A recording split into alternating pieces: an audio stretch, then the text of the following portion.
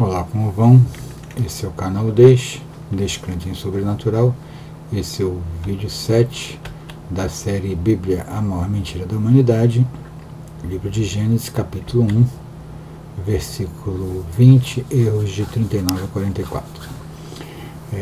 Esses vídeos, todos os 16 que vão fazer essa parte de Gênesis, capítulo 1, eu estou escrevendo um livro sobre isso, todos esses erros absurdos. Versículo 20, que eu estou colocando a imagem para vocês. Esses aí é um slide com todos os 6 erros, do 39 ao 44, e vamos começar com o erro 39.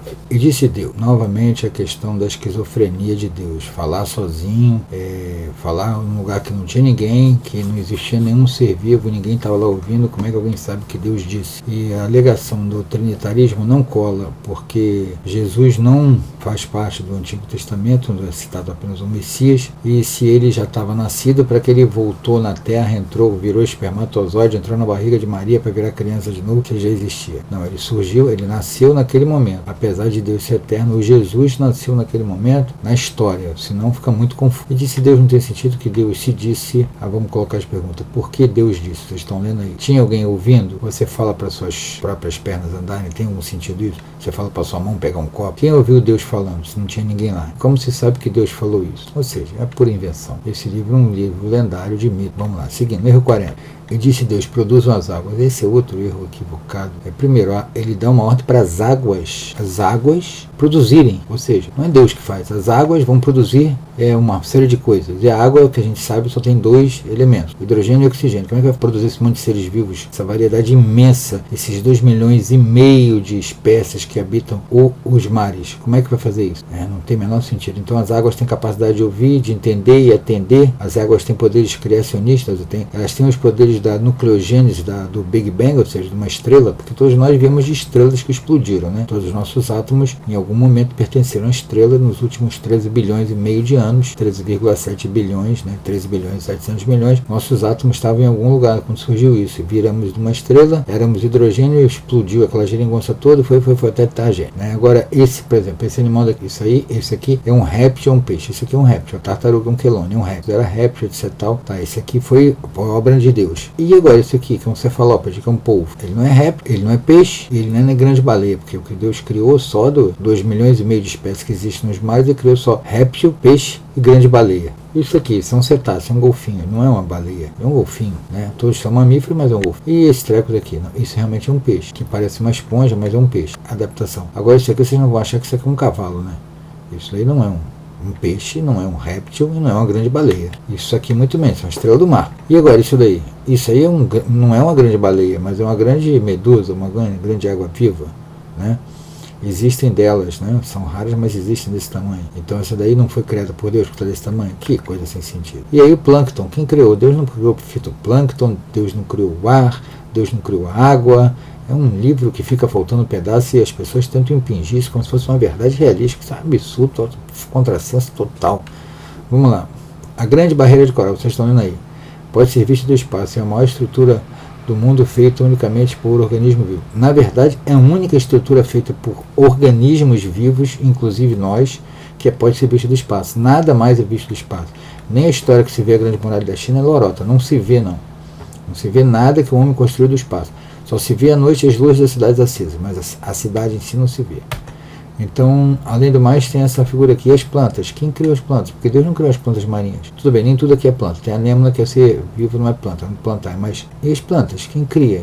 Que livrinho tosco, alguém falar que essa porra é verdade literal. Eu tenho que ser muito doido mesmo, né? Vamos lá, então as perguntas. Deus disse uma ordem às águas, né? E se não foram para as águas foi para quem? Você acha que as águas ouvem, entendem, obedecem, têm poderes? Pode fazer a vida complexa só tendo oxigênio e hidrogênio? Você acredita nisso? De onde vieram as plantas marinhas? De onde vieram os outros seres vivos que não são répteis ou peixes? De onde veio isso tudo? E você me fala que esse livro é inerrante e perfeito. É porque você não entende nada de biologia, nada de ecologia e provavelmente nada de nada, né? Erro 41, vamos seguir em frente. Abundantemente réptil.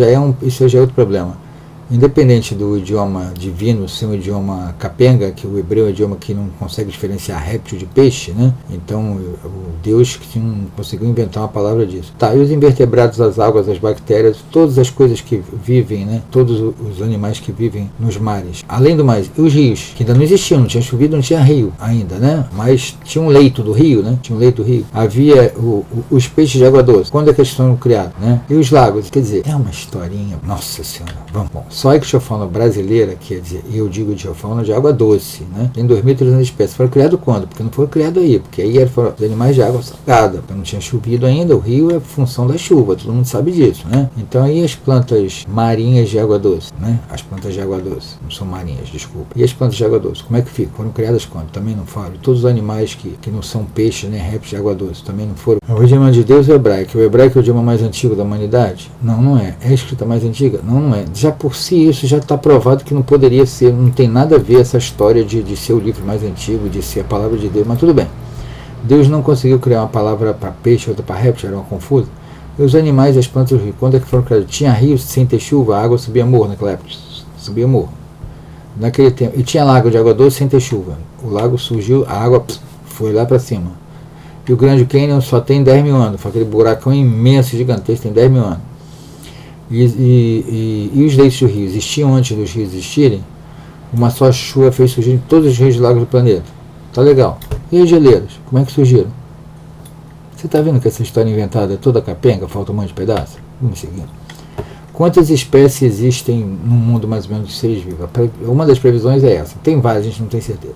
8,7 milhões. Só no mar tem 2 milhões,5. Eu estou botando isso aqui para você ver. Né? Esse Carlos Linneu era um cara religioso, acreditava em Deus. Ele só para ninguém falar assim, ele acreditava em Deus. Tá, tudo bem, acreditava em Deus. Sei, qual o problema disso?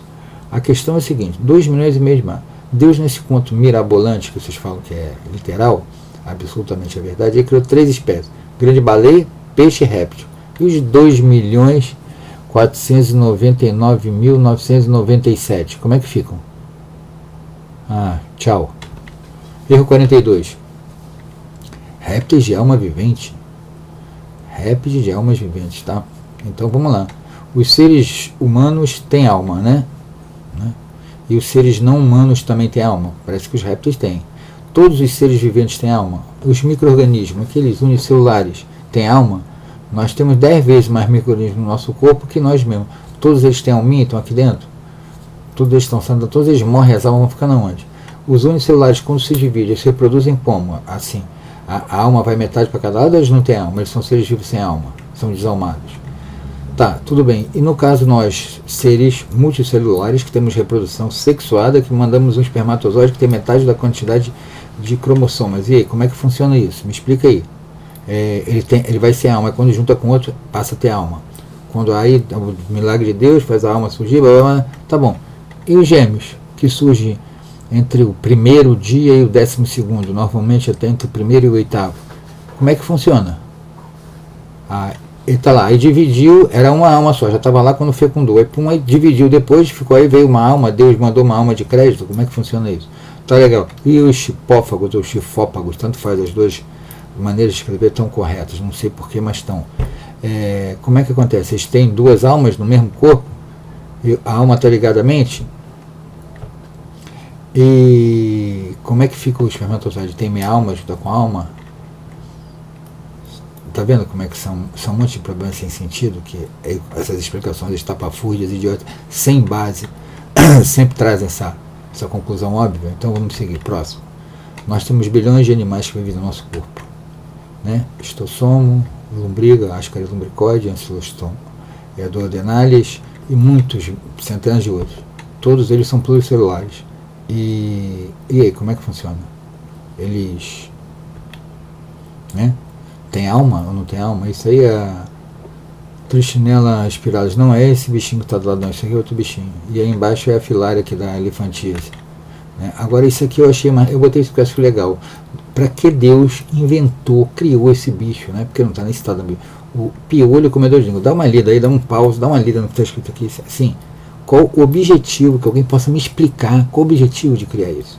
Sim, é uma coisa brilhante, né? Vamos para o próximo. E algumas perguntas. Todos os seres viventes têm alma ou só os répteis e peixes? todo micro-organismo tem alma ou só os pluricelulares? Os unicelulares, quando se dividem, com quem fica a alma? E como surge a outra alma? Porque a bactéria se divide pra caramba. Espermatozoide óbito de qualquer animal tem alma inteira ou tem meia alma ou não tem alma? As células gametas haplóides, que são eles, tem vida ou não tem vida? Se tem vida, não tem alma? Você pode ter bilhões de almas dentro de você? Sabendo que já existiram quintilhões e quintilhões de seres vivos, suas almas foram para onde? Então esse montão de alma aí. Para que Deus criou a malária, a varíola, a filária, que dava elefantismo, ou piolho comedor de língua? Alguém me explica qual a finalidade de Deus criar isso? Ah, foi por causa do livre-arbítrio. Ele fez o piolho comedor de língua do peixe por causa do livre-arbítrio. É isso que você vai me falar? Ah, fala sério, né? Cai na real, né? Erro 43. Nossa Senhora, só besteira. Vamos seguir. E voem as aves. Caramba, aqui. Esse erro aqui é de uma estupidez, é de uma loucura que só religioso pode acreditar nessa porcaria como um livro inerrante. Tem de ser maluco. Vamos lá. Como é que ficam, vocês estão aí, como é que ficam os pinguins, as emas, os casuários, né? Eles não voam, eles são aves, foram, né? Como é que eles ficam? Agora outra questão, quando que as aves foram criadas? Em qual versículo? Que aves? Essas aves surgiram de onde? De onde surgiram essas aves? Em qual versículo que essas aves aparecem sendo criadas? Né? Porque não foi criada ave nenhuma, de repente o cara manda voar uma ave que não criou. Quer dizer que a ave foi criada, não sei lá como. Né? Porque não foi criado ave até o versículo 20. Né? Igual a pôr da luz sem ter sol e lua. Tudo bem que lua para ele é luzeiro. Né? Tem luz do primeiro dia, mas só cria o sol no quarto. Né? E agora cria as aves, manda as aves voar sem ter criado ave. Tá. E vem cá, os pinguins, que tem asa, para quê? Porque Deus botou asa num bicho que vai ficar dentro d'água. Para que botou asa na ema, que é no canto superior é a ema. Né? Os outros são pinguins ali embaixo. Para que o pássaro Dodô tinha asa se ele não podia voar? Só para ser destroçado e ser banido da face da terra. Deus criou exatamente para os marinheiros chegarem lá e matarem todos. Né? E o kiwi, esse bichinho esquisito de bico longo, que não tem asa, mas é ave. Então esse é do capeta, não é de Deus? E o avestruz? Para que o avestruz tem asa?